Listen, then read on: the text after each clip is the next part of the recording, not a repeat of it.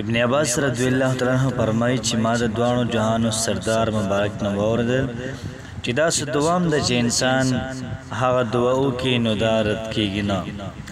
زموږ چې څومره خواهشات دي، زموږ چې څومره مقاصد دي، څومره حاجات دي، نو موږ له پکار ده چې دا آیات مبارکه دا ووایو او د هغې نه بعد خپل خواهشات خپل حاجات دا محترم الله پاک ته پیش کو. انشاءالله العزیز الله پاک به ټول مشکلات ټولې پریشانی دا به ختم کړي. څومره چې حاجات دي دا به الله پاک په احسن په ښکلې طریقې سره محترم دا پوره کړي.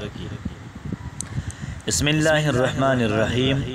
شروع کوم د ډیر زیات بخونکي او د ډیر زیات مهربانه رب په نوم باندې.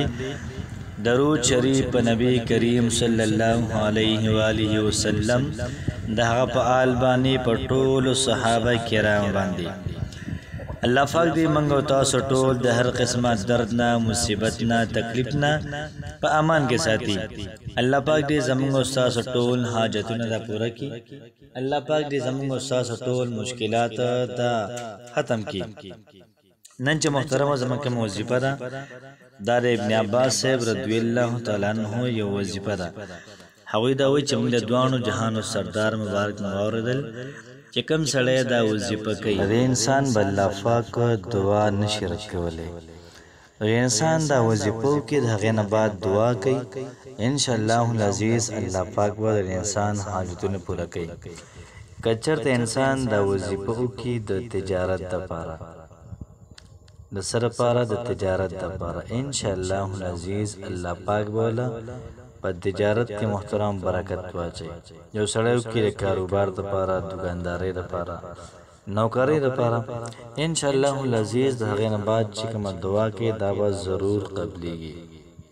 دغه رنګې څومره حال کې داسې دي چې هغه پریشان حاله دي، څوک مصیبتونو کې دی، څوک په تکلیفونو کې دی، څوک په تاڼو تاثیرونو کې د چا مقدمات شروع دي.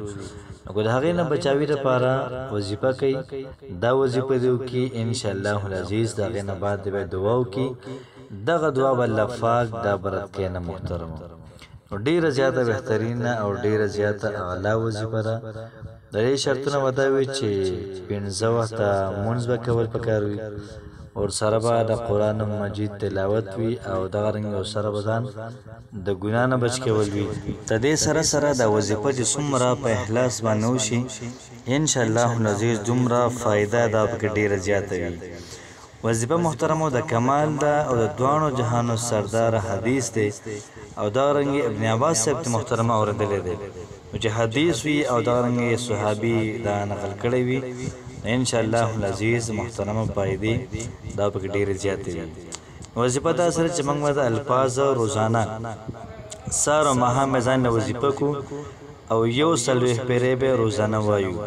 وظیفه داسې کولی شي: اسألک باسمک الاعلی الاعز الاجل الاکرم، داسې مې ویلی شي.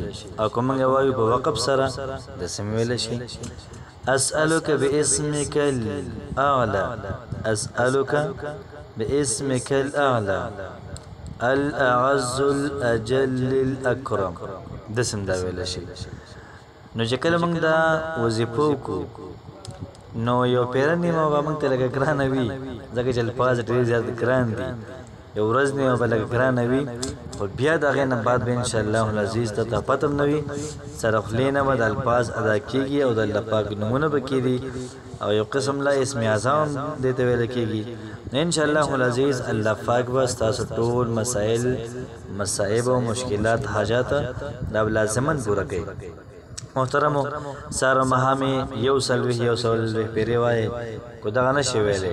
21 پیرې سهار او ماښام وایې، مخکې وروسته د هغې نه درود شریف، او بیا چې ستاسو کومه دعا وي په اخلاص باندې د زړه د اخلاصه دعا کوئ، انشاءالله العزیز الله پاک به قبلوي.